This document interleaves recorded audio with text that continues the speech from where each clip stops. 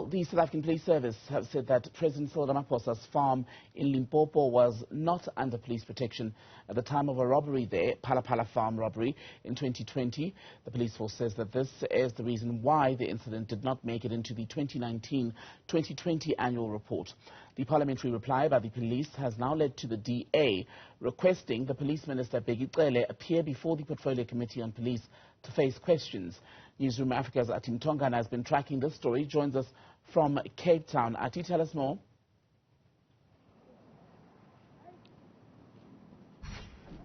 Well, typically, I want to just quickly begin by reading to you a reply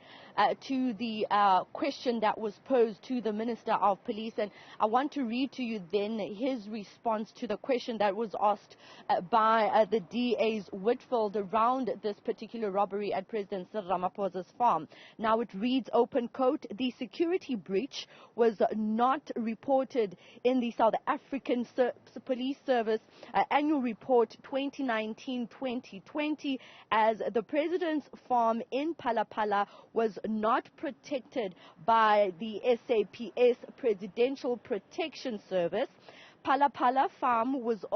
only became the responsibility of SAPS in late 2020, and therefore the 2021-2022 financial year first quarter it became part of reporting, close quote. So that's a response by the Minister of Police, Bheki Cele, in a nutshell, saying that the farm was not under the South African Presidential Protection Service when the robbery took place in 2020, and hence it then not being part of the reports in as far as 2019 and 2020 are concerned. And so these revelations have then now led the Democratic Alliance, which asked these questions, to then ask the Minister of Police, Bheki Cele, to appear before Parliament's Portfolio Committee on Police to answer questions as to why the President's property was not under police protection, given the fact that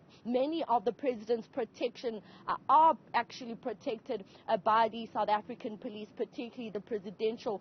Protection Unit. And so, of course, now we wait whether the Minister of Police will then before the Portfolio Committee on Police appear and answer these questions. In the interim, the Speaker of the National Assembly, on the other hand, is inundated with requests from opposition parties, the UDM, the ATM and the Democratic Alliance, to try to move forward with regards to Parliament playing its constitutional role and holding the President accountable, especially given the findings of the Zondo Commission, which actually force and then emphasize the issue of Parliament having to play its oversight role and calling members of the executive, including the President, before Parliament to answer questions where they feel that perhaps those members of the executive have breached the ethics code. And this is exactly what then these political parties are saying in Parliament. They're saying that the President has not been forthcoming with answering questions, although he has come out publicly